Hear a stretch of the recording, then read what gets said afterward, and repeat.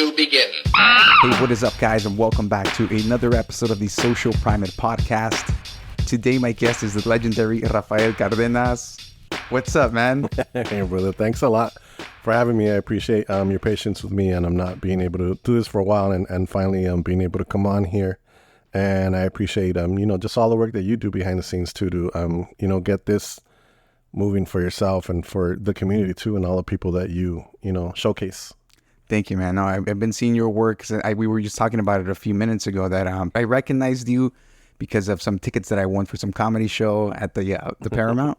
So I was like, wait, who's Rafael Cardenas? Who's Rafa? And, slowly with that, I started seeing that you're a photographer. You've dabbled in a lot of multidisciplinary, multidisciplinary artist. That's what I'm trying to say. Jeez. I just love the creative process. Yeah. So for me, every time something attracts me and I just start working on it and building something, and I just have so much fun with it until something else picks up my attention. I jump on something else. So I have jumped from different arts, including theater and being in a band for a while too. And, I draw a lot too, but I don't showcase any of that. Sometimes I post it on Instagram, but I do a lot of drawing on my own, and photography, of course, and video, which I am totally enjoying, and trying to get a short film made right now. So.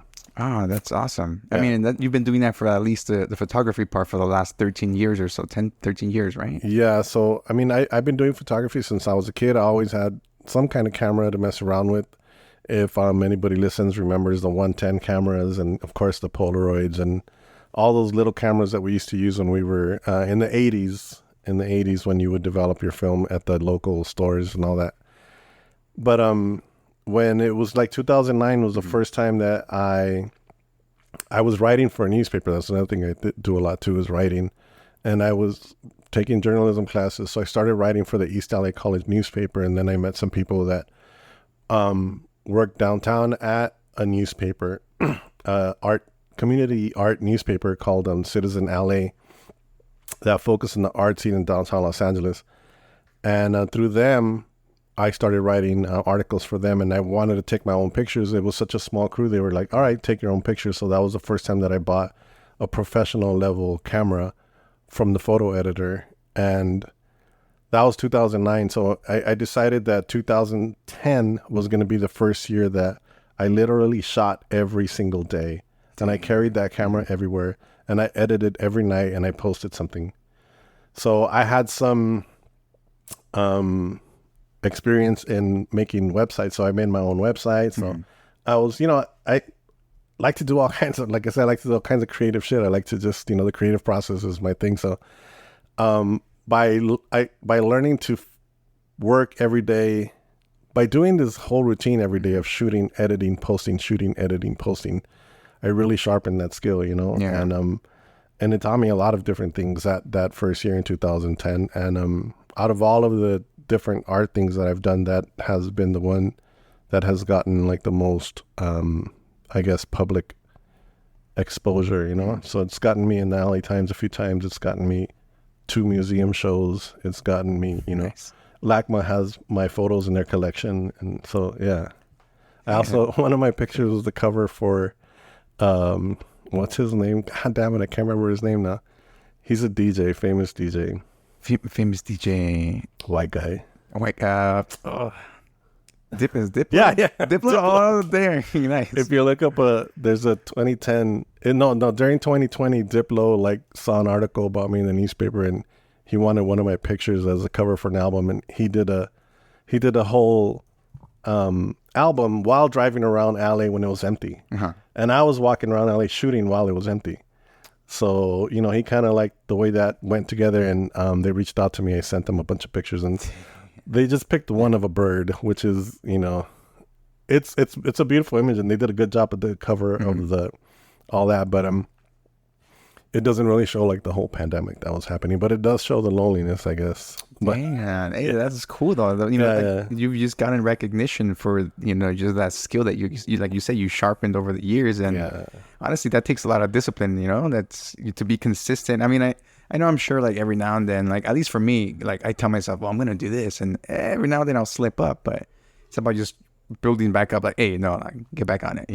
I think the whole thing is like, I'm not a disciplined person at all. Like, don't think that I'm like, you know, I have like no schedule. I just, you know, I'm very free form, I guess, in the way that I live my life.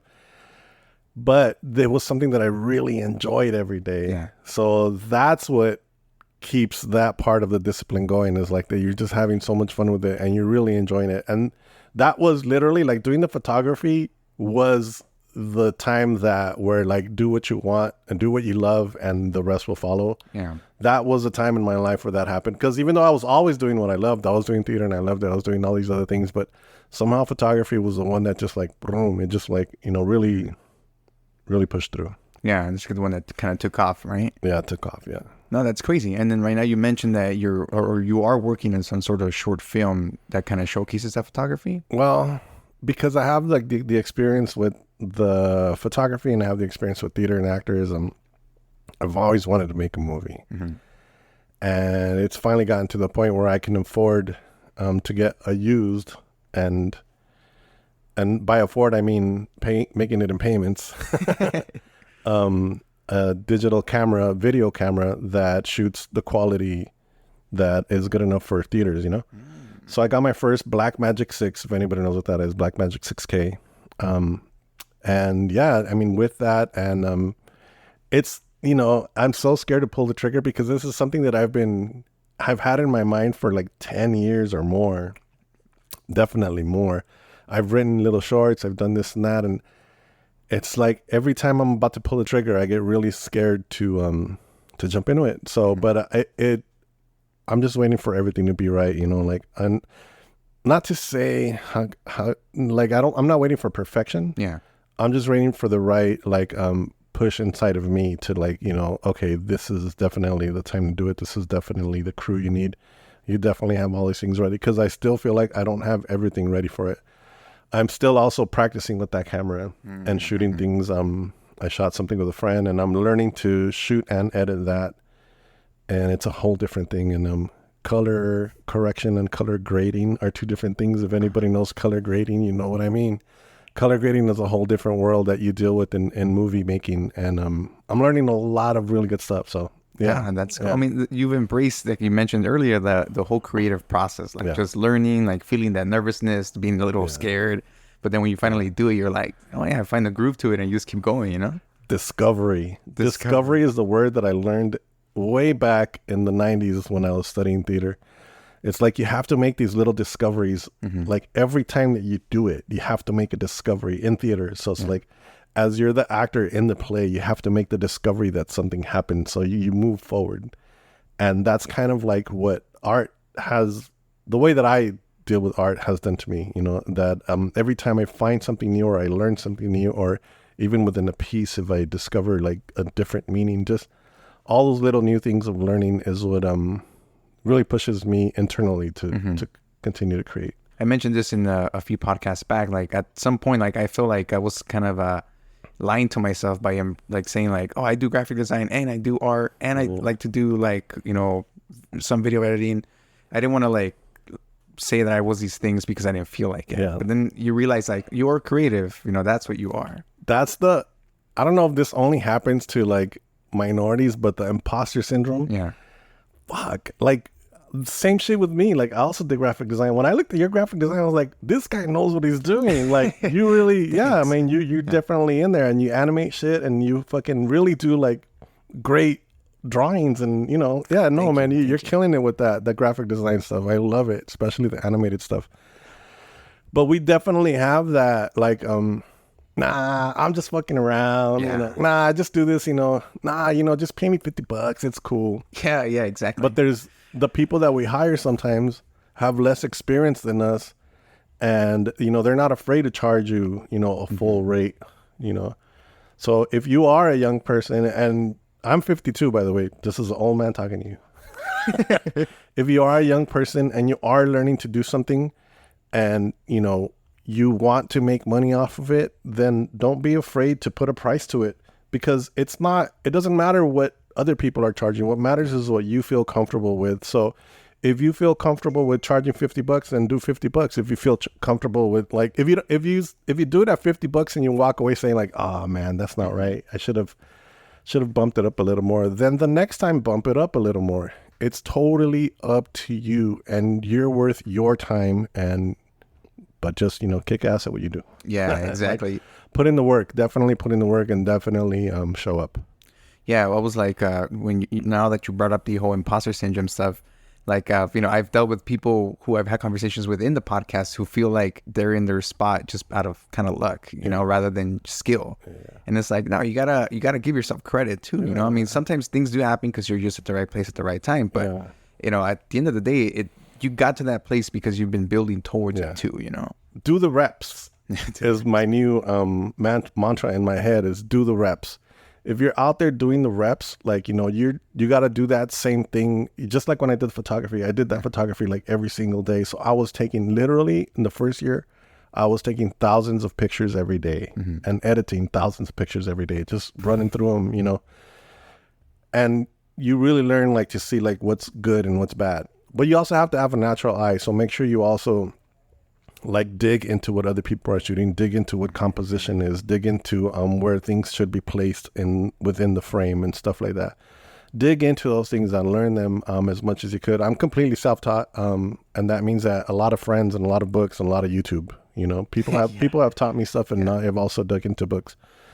But yeah, do your reps. So like, if you want to build muscle, you don't just go out to the gym one night and, blow up. Yeah, exactly. You got to do your reps daily. Do your reps daily so that you can build that muscle. So the same way with the creative skill, with any kind of skill that you're doing in life, do your reps, put the time in. That's it. Yeah. Yeah. I mean, all that, everything you've been talking about, I feel like you kind of portray it very well in the podcast that you also do with Dancng Sobr. Like you bring people that you're trying to highlight, their skill set or whatever they're bringing to that table, Yeah. Like, and I feel like, again, because of the type of person that you are, you're also kind of seeking information from those people too, while at the same time learning from their experiences. Yeah, exactly. So, the whole thing is, well, I'm going to dive into a little bit of like when I stopped drinking. I stopped drinking like 2012,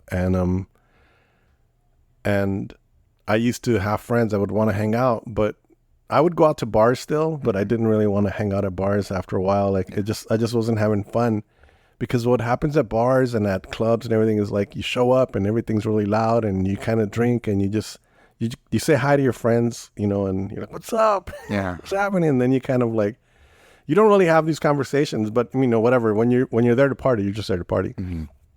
But what I realized after is like, I would tell friends, well, if you want to kick it, let's have coffee or let's have lunch or something.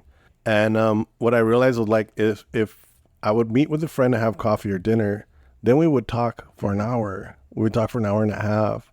We would just talk about shit that we never talked about before, and then you start to get to know people different. So I used to start calling them one-on-ones. So I would then tell my friends that you want to have a one-on-one, and it would just be like me and somebody else talking for a while. And so a long time ago, I read this book too. This was 2014 when I read this book called Infinite Jest by David Foster Wallace. And the book deals with being in recovery programs and stuff. And it's a novel. But at one point, he talks about how being in AA or NA, any of those systems, like teaches you how to see things differently. But he did say that Dancng Sobr is a completely different pot or kettle or something like that. Literally Dancng Sobr? Yeah. So basically saying that, to dance sober is funny. Yeah. It's not the same thing as dancing drunk. But of course, he says it in a much more poetic way. And I had been dealing with that, like going to places and trying to dance, and I just felt goofy, It's like, I'm 6'2", and, sober dancing just felt goofy to me. And so when I read that line, I was like, damn, everything changes when you're sober, So I saved those words, Dancng Sobr, literally put them on my refrigerator with magnets, and I took a picture of it. And so cut to 2021 when I started this podcast, I was like, what title will I give it? And so it was I was like, oh, I'm finally using the name Dancng Sobr. I knew that I would use it one day. And so the Dancng Sobr and the one-on-ones became the podcast. Nice. Like I thought to myself, it has to be one-on-one. And I wanted to bring in people like that, like you're saying, like people that I wanted to highlight, but also to pick their brain in ways that I don't normally get to do. Everybody that I've had on the podcast, except for maybe one or two, are people that I knew before. And people that I've seen at events. I've seen at our shows. I've seen them. But we've never really had conversations. So it's really interesting to then sit down with somebody just like we are right now, right? Yeah, exactly. And then you get to really like dig deep and find out, their personal things that motivate them, and find out their road to how they got to where they're at. And yeah, I really enjoyed that. And I also learned from it too. I was at a point where like the photography thing, like, started to get recognition in 2010, but this was already 2021, and I was like, I need to do something else. I wanted to take my photography to a different level, but the things that I was trying to do required a lot more money. So I kind of got disillusioned a little bit in the photography world, because I wanted to do something else, but I wasn't able to do that. And of course, you could apply for grants and stuff like that, but that's, if you have never applied for a grant or something, that's a whole different world, and it's complicated, and it takes a lot of work. And I did try to apply for grants. I applied to quite a few, and I didn't get them. So kind of like feeling the void of like creative satisfaction. I wanted to fill it with something, and I was a guest on somebody else's podcast, and then decided like, this is what I want to do. Yeah. So then I just started the podcast and was able to, bring in the people that I knew, and have been very fortunate to know, and grateful to all of them that like really give me their time to come in and share their life story. Yeah, exactly. No, that's a good way to put it, because it is a story, it's, going back to some conversation I previously had, was like, sometimes you come into these conversations and you feel like, oh, I'm just talking about myself and this and this and that, but it's a story, and stories have been around for years, for hundreds of years, and it's one of those things that you listen to and you're like, damn, this inspires me. Like this, I'm in the same place where they are at, Oral history. Yeah, and it's powerful. And at the same time, you're also documenting like whatever's going on in this timestamp, And the other thing too is like, having interviewed so many people in my community now, I'm at episode 85 or 86, I think. And I'm barely like scratching the surface. And I said my first 100 episodes, I said that on my first episode, my first 100 episodes are training for me. I'm still training. I'm doing my reps. Exactly. So I'm putting in my work. And the other thing about all these people that come in is that all of them, or most of them, a lot of them, have these stories that can really be a movie. Yeah. They come in there and they tell me these stories, and I'm like, these are the stories that we're missing in the big screen, like we are getting the movies of, certain things here and there, but it's not really our community all the time. And it's starting to happen now in such a beautiful way. It's so good to like go into a movie theater and watch the Blue Beetle and watch movies like that, where it's like, it's really raza, it's really people from East LA. It's really like, it's really happening. So a lot of these stories that I'm hearing should really be movies, and we should really see ourselves like that. And so hopefully, like through these conversations, more people will listen, and more people will start to look for our heroes within our community, Yeah, exactly. And that's kind of what I like to do with my podcast. But my main focus is right now, at least in, like we mentioned earlier, Sela. Like, it's just, I've always, you think Boyle Heights and you think culture and like rich, and just the people that live in it. But then something like I mentioned too is like, when you think of, at least in my terms, from my opinion, you think of Sela, it's not like the, like also like the best thing, But it's starting to, right? Exactly. So that's good. Like first of all, like the what is it, the drawing classes that they have down there? They have like live art, like but what's the name of the community center? The place is called Sela Art Center. Sela Art Center. Yeah. So like that started popping, and then you have a couple of art galleries down there, or studios, people that are artists down there, and then you had the river thing recently. Yeah, the Sela Arts Festival. Dude, Sela is popping because they're all out there, and just like you, like it's it is all of LA, but usually all the shows happen in Boyle Heights or in downtown. But it's really good to see like things happen outside. Just like Pomona, they built their own, art world out there. Yeah, whenever I go there to like the fair near the, what is it? The Fairplex? Yeah, Not the Fairplex. One of those locations, the Fox Theater or something around there. I think that might be it. It has like a really cool little art scene. Like there's a huge art scene, and now they have the Cheech out there, and there's a lot of things going on, and I think Sela is definitely like blowing up, and so it's always been there. It's just like being highlighted now, Exactly, yeah, and and that's I like to make sure everybody gets connected too, because we got talent everywhere. It's just about showcasing it. It's all the same people. Yeah. A lot of the shows over here are people from Sela, so it's good that like Sela's now actually having their own exhibits and fairs. Yeah, when I found out they had like a live drawing classes there, I was like, what? In Bell? Like that was never a thing, like. So it's cool. I haven't had the chance to go, but I've been meaning to go out and just kind of just sketch, kind of just to do it, No, but it's cool. Just the culture is continuing to grow. At the whatever generation comes next, it's like the next. It takes it to the next level. Yeah, and it's crazy. You've been in Boyle Heights since like early, right? Earlier. No, 2014 I moved. Oh, 2014. Yeah, 2014 I moved to Boyle Heights. Crazy. But I grew up. So there's like a line that divides Boyle Heights, East LA. I grew up just 2 blocks outside of Boyle Heights. So, I grew up in what I used to call the Tri-Hood area. Mm-hmm. So it's where City Terrace meets East LA meets Boyle Heights. So it's all 3 like different boroughs, if you want to call them boroughs, like where all 3 different neighborhoods meet. So I lived there, but a lot of my time was spent, down on Cesar Chavez and Boyle Heights. I had family in the projects, so I definitely knew all this area my whole life.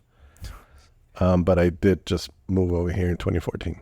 Okay. Yeah, because honestly, it's really rare whenever I come out to like the Boyle Heights area. Like I was thinking about that here. I was like, man, it's only a handful of times during the year that I find myself in this area. And it's crazy because it's popping, like you see it and so you're like, damn. That and it motivates you to kind of want to bring that also back home, like at least for me going back to Sela, it's like, let's try to find places that can actually host these type of things too, and make it a location where people want to go. Yeah, for me, I go out to Sela often. My sister lives on Otis and Gage.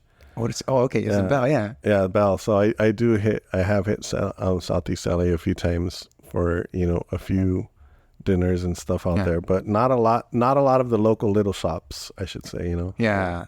I mean, it's because sometimes they're kind of hard to find too, and but I mean that's a whole different point. But like for real quick on your photography, like, would you consider it like street photography? Like, it's your main focus, right? Yeah, street photography and / documentarian / journalist sometimes, but a little bit of all those like combined together. I've seen your work, and I think for the most part, the majority of your work will be black and white. Yeah. So the thing with that is, like, in the beginning, I started editing, and I realized how images looked in black and white, and it was also easier. So the reason why I started to shoot mostly in black and white is because it was easier to finalize an image. So since I didn't really have any training, I just kind of like tweaked images until I found a place that I liked. So I was also imitating a photographer that I knew named Sebastião Salgado, and his images are really dark, black and white, stark, grainy, So I was imitating him in a way where, like, when my editing got to a certain point and I felt like that kind of, I called it weight.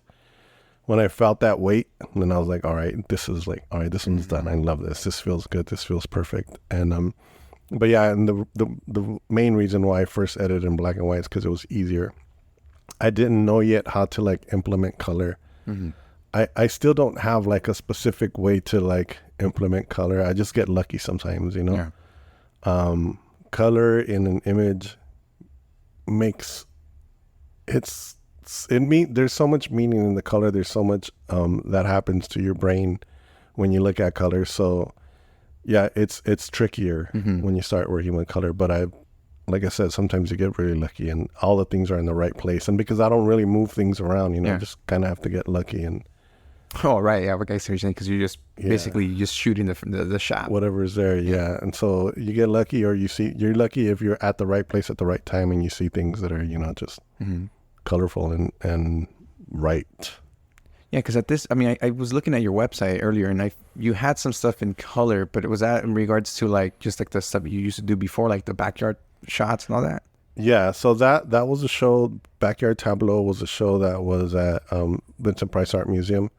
That was my first museum solo show, and that was the first time that I showed in color. Nah. And the curator actually selected those images, and we went through my stuff, and she would kind of said, "What about those over there?" And we started looking through them. She was like, "This is amazing. Let's work with this." So she helped me select the images for that, and we put together a small little show. And what I was doing then, so as I always like to continue to find new things.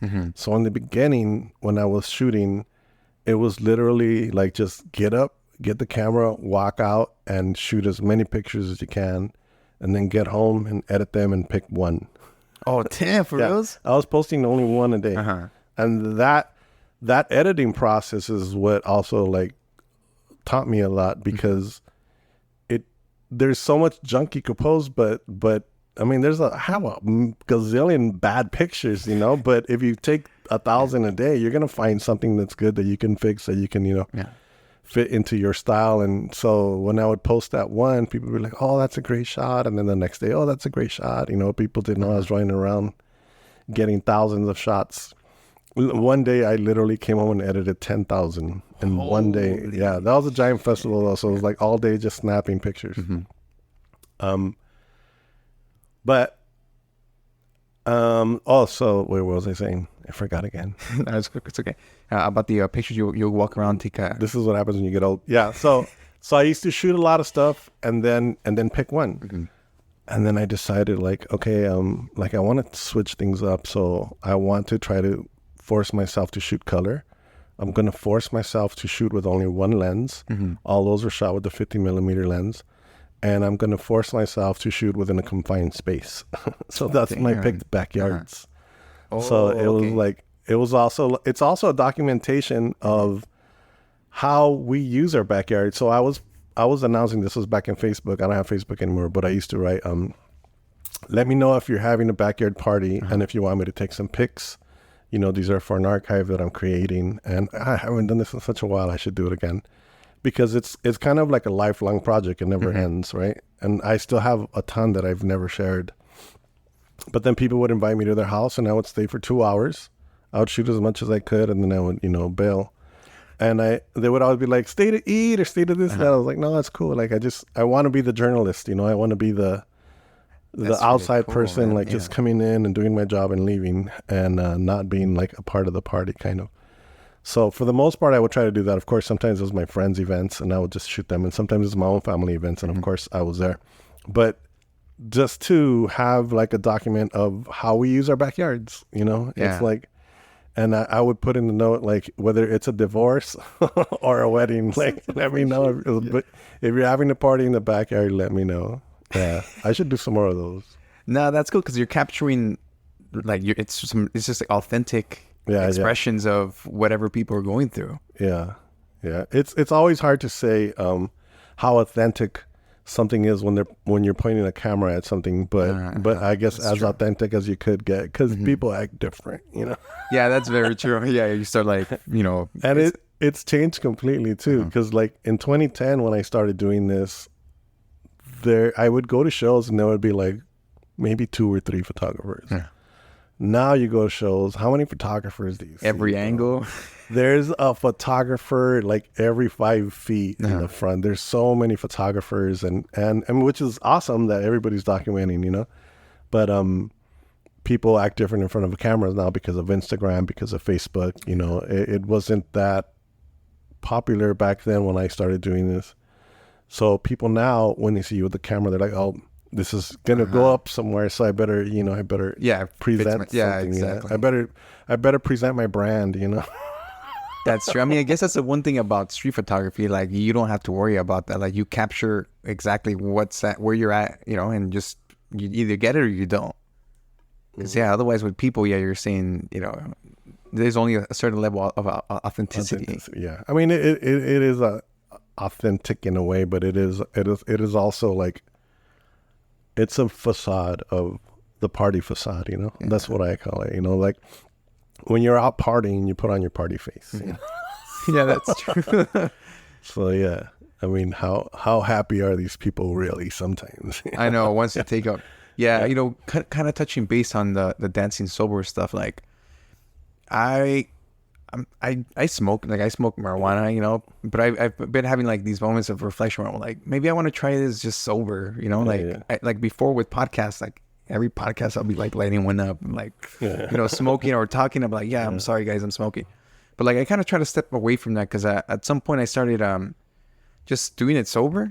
And I just felt like, of course, I was like a lot more clear-headed and more present. More present, exactly.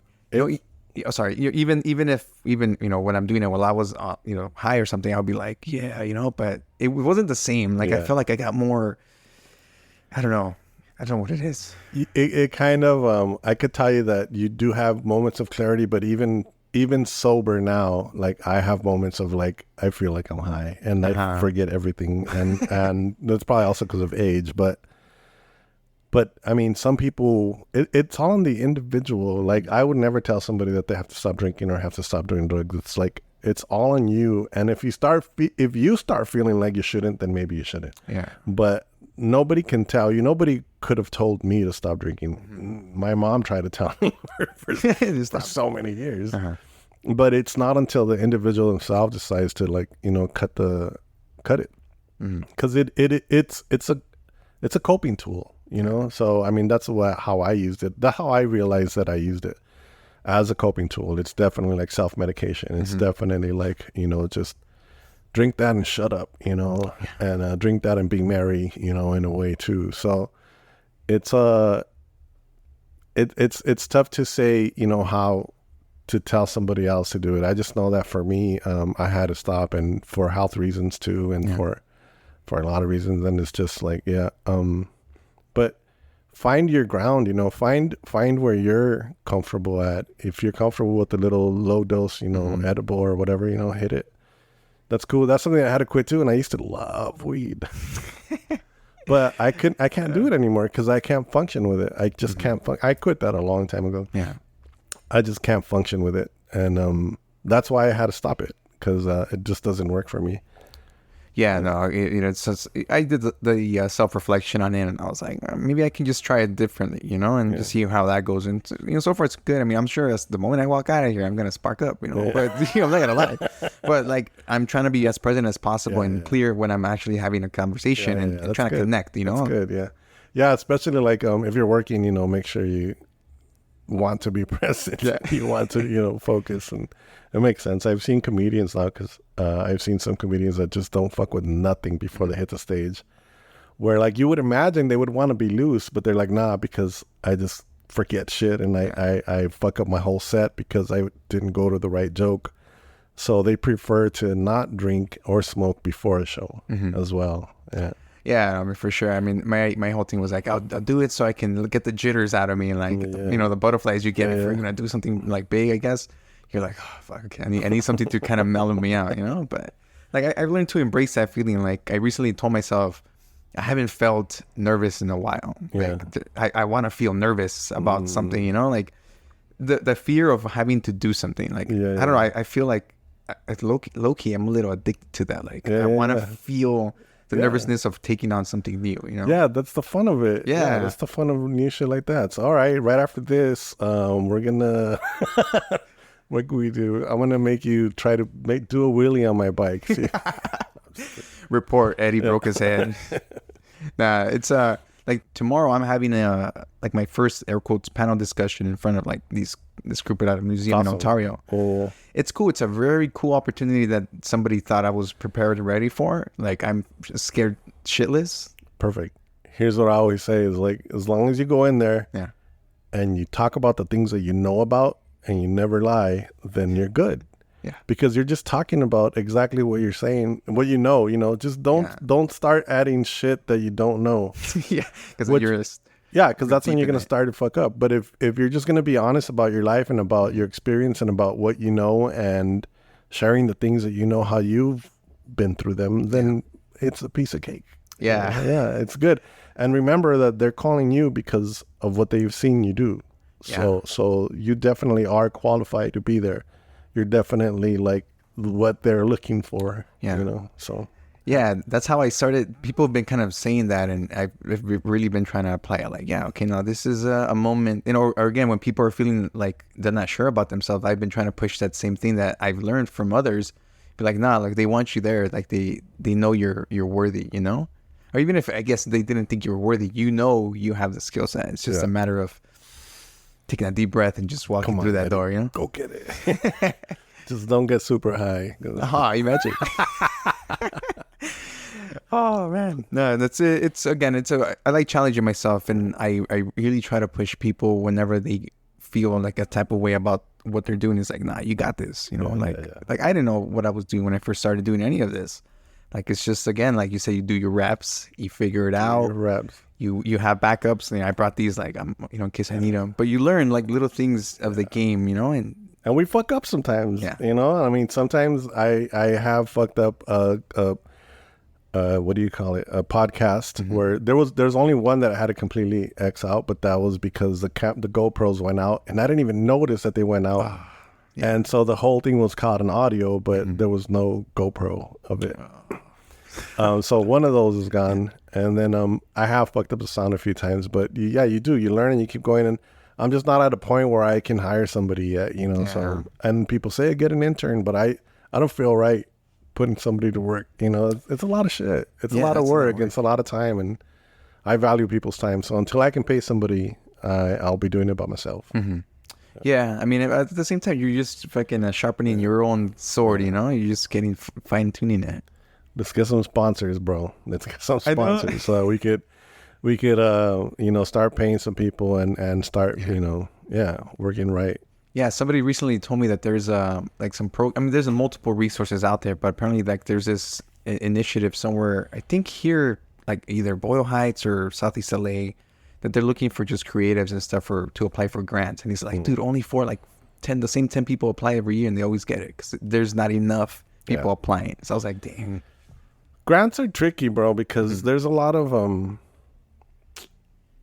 restrictions sometimes. Like if you get the money, you have to do this. If you get the money, you have to report X. If you get the money, there are some that are just what they call not free money, but you know, money that you can use in any way you want. Those are the ones that I like to apply for because they don't require a lot of.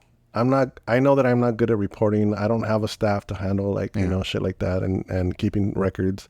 So I like the grants that are just, you know, oh, here's $5,000 because you've been, you know, doing what you've been doing. So yeah, just read make sure you read all of the fine print. Yeah, exactly what the requirements are and what they expect, what the deliverables are. And yeah, but definitely look into them, bro. If you can write a grant proposal, do it more than once, like, you know, and you are going to get rejected. Yeah. You are going to get rejected because, you know, it's like applying for a job pretty much. There's going to be a lot of people applying for the job. Even if there's less people, even if it's only 20 people applying for the job and there's 10 grants, there's still a chance that, you know, you're not going to get it. Yeah. And it's acceptable. But definitely the thing that I learned is always apply the next year, because the same people look at them and they remember you and they see your growth, you know, and stuff like that. So definitely apply. Yeah. I've gone through it already and I've learned what's good for me and what's not good for me. But if you've never applied for a grant, just start, apply for anyone's, apply for little ones, just look at them. There's like a list of qualifications. That's the first thing you read. So read the qualifications. And if you fit those, and boom, hit it. Just go for it. And but then look at, you know, well, what do they expect from me? If you can handle that, then, you know, then handle it. But no, you really do have to be careful at the whole thing, because, you know, you're gonna have to pay taxes on it. You're gonna have to learn to budget your money. If they're, let's say, for example, some grants are like, you know, to provide a service.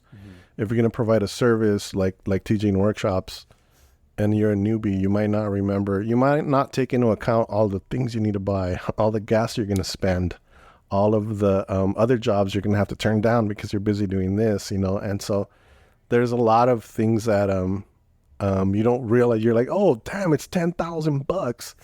Yeah, but you don't realize how much you have to spend to get to that point. And and if you have to incorporate it and all these other legal fees that you might have to do, who knows. Yeah, so that's a lot, huh? Just be careful because a lot of times artist friends of mine, they've gotten grants to make an art piece. They're like, hell yeah, 15,000, but the fucking piece ends up costing, like, the production of it costs over 10,000. So for like all of their hours of actual work, they only got like 5,000, but it took X amount of months to make, and it's really pennies in the end. When you do the math, it's less than minimum wage if you're not careful, is what I'm saying. Yeah, no, that's true. That can definitely just fall through your fingers real quick. Yeah, but definitely apply. Like, those grants are out there to get. So if you've never applied for a grant and you're curious about it, just apply to learn the process too. Like, it's so easy now too. Everything is online. They've made it easier now where some of them are like, you know what, let's just first see if you're qualified. So the first step of the grant is enter who you are. So it's just like, my name is this. I've been an artist for X years. I do this kind of work. This is my website. Here are some images. That's the first step. So by doing that, the first step, then they can eliminate people. So if they continue to call you to the next step, then you're already in the mix. So at least it's less time of yours, if you don't get in. Okay. Yeah, no, it's definitely one of those processes that you're like, oh, how do I start? Where do I get info from? And again, like you said, it's just really just shooting your shot, like, just do it. Put in your reps. If you put in your reps on grants, you will get grants. Yeah.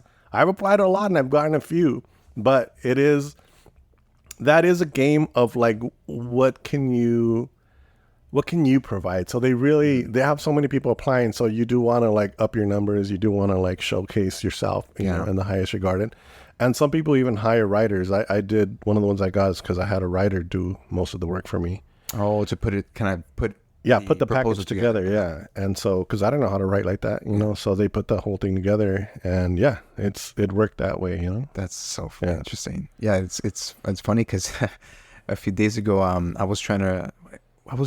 forgot what I was doing. I think it was like some sort of proposal for some affiliate program. I was like, let's see what happens.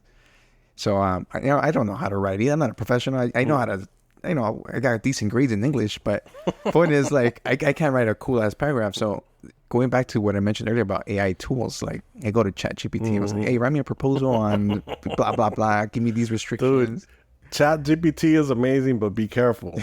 I fuck with it just to learn it, right? So this is another thing. Like, I love learning. So once that came out, I'm like, let me go see what this thing does. I have been messing with it. It's amazing. Yeah, it is literally amazing. But you do have to be careful that you don't sound like ChatGPT. Yeah. So you do want to take what ChatGPT gives you and then read it and rewrite it in your own words, or change what you can to make it feel more human. Yeah, for sure. Give it some flavor, because otherwise, you're like, wait a second, this reads like somebody's just, like Siri when it reads stuff. And they might throw in some things that if you don't read every line, you don't know what the hell could be in there. So definitely read through every single line and stuff like that. But yeah, ChatGPT is a great resource. It's a resource. It's a tool. But make sure that you give it your own life, I guess. Yeah, no, you have to, because I saw somebody posting some stuff on Instagram, and I was reading the captions, and I was like, this sounds eerily like ChatGPT, like you could have changed some few words or something, but it sounded like it. Not bashing anybody, but it's like you said, if you're not careful, you'll read it and you're like, wait a second. Consider it like a calculator is what I tell people. So like, you have a calculator and you want to, you're like, shit, what is 169.73 times 375.99, right? Like, you can't do that in your head. But so then you're going to ask the calculator and you enter those numbers.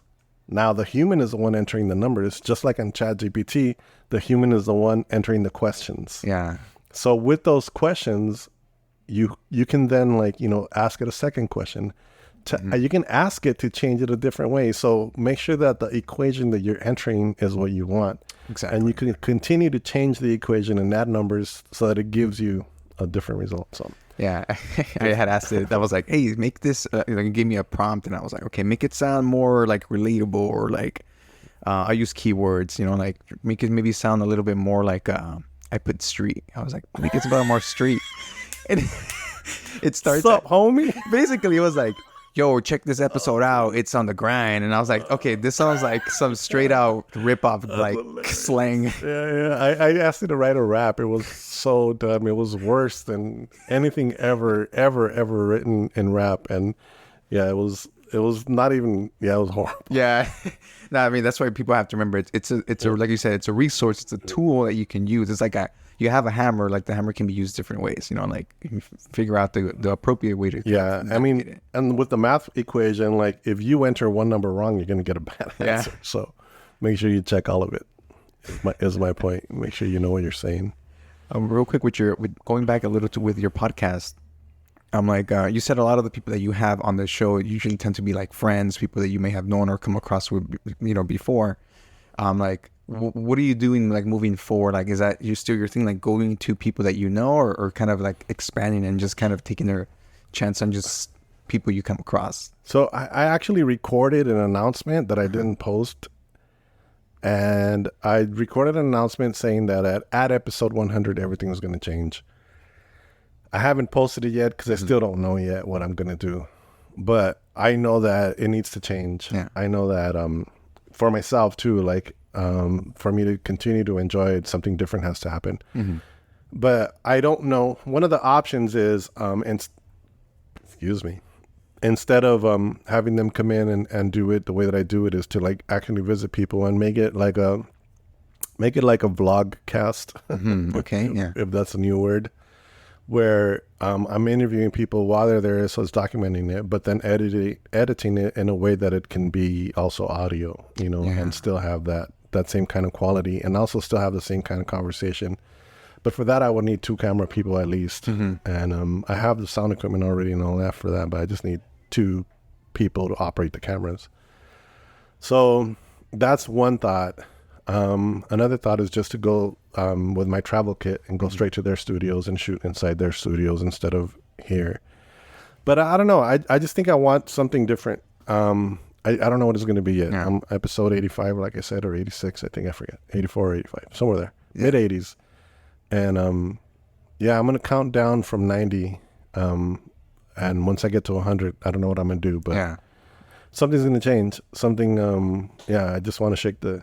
rattle it a little bit. Yeah, no, I get you, because I mean, this is going to be episode 98, I think. So I'm about to reach 100 too, and they're like, "What are you gonna do? You gonna do something special?" I'm like, I'm hoping, like, I want to, but again, I'm still trying to figure out what that's gonna be like, But it feels good.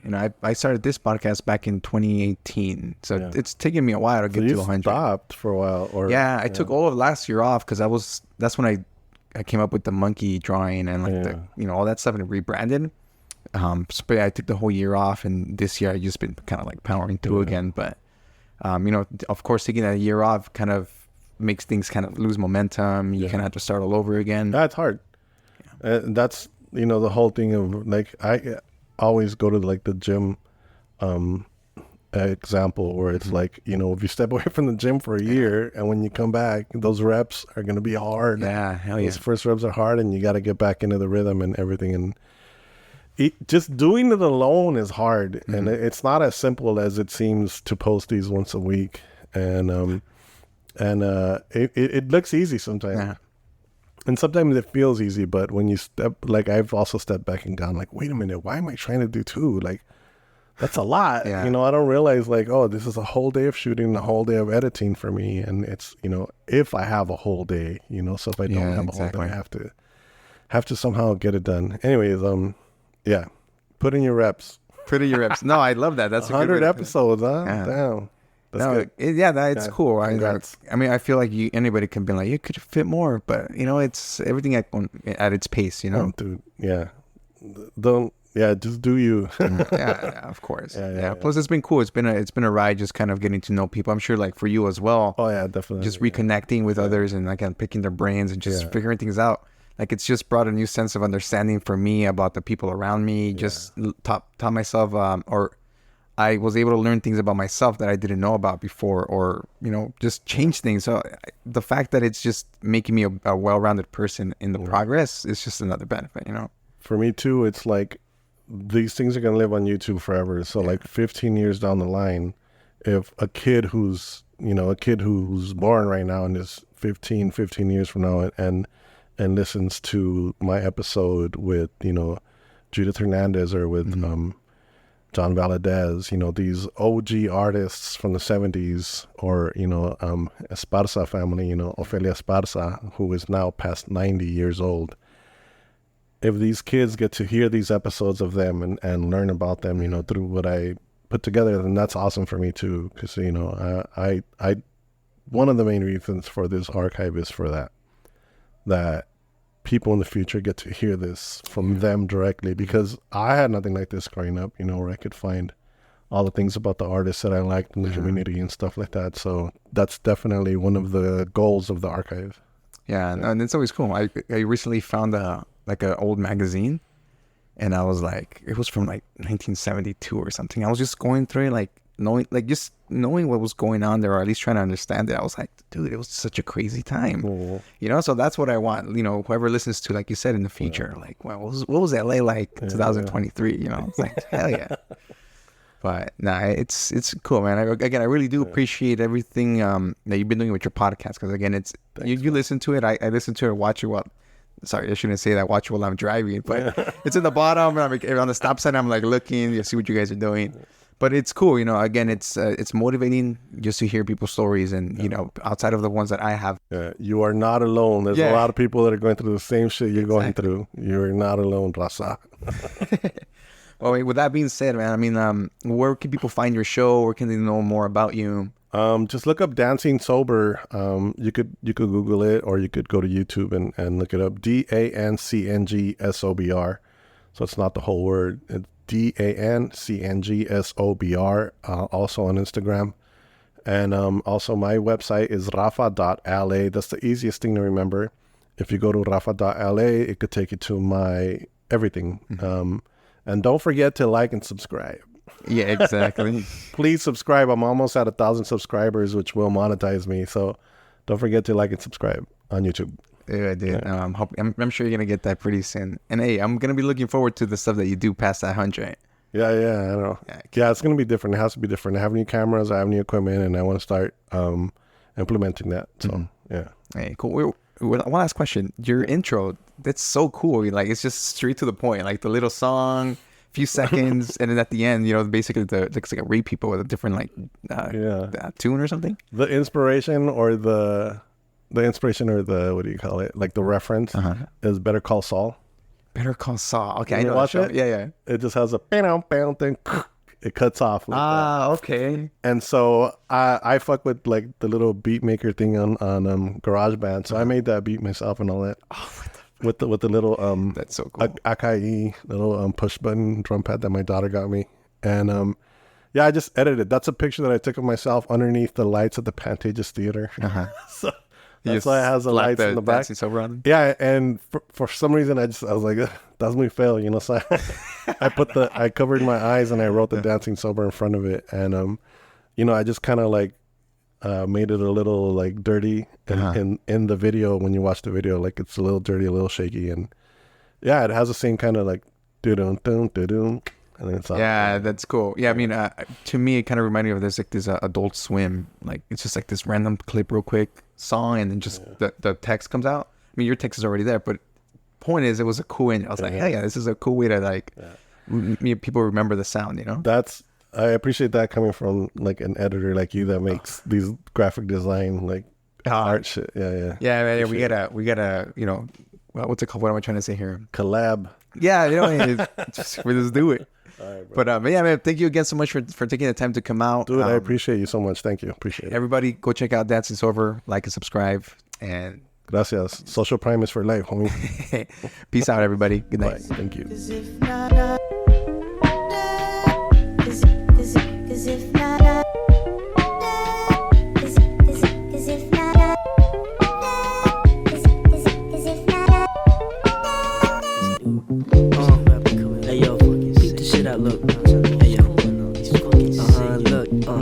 see my love waiting for me under the lamplight, waving goodbye, giving me a fry, smoking this way. Hey yo, it's like not that serious, guys.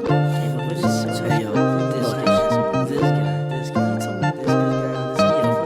girls jealous cause I sleep skin to skin. Then she started mentioning about her exes and how I'm different, saying I'm crazy from time to time, but that's okay. She's saying her father wasn't in her life. I forget, broken girl's my favorite type. I'm saying in the change doesn't come from the light. We locking eyes, knowing the next words were gonna be lies, but in fact behind doors we weep and cry from experience. Betrayal comes from close friends. I still have walls up talking to my girlfriend, but they coming down, especially when she wore me at night gown on. I see my love waiting for me under the lamplight, waving goodbye, giving me a fright. Smoking this last bit, I'm pretty fried. I must admit I do cry, little bit sensitive, drinking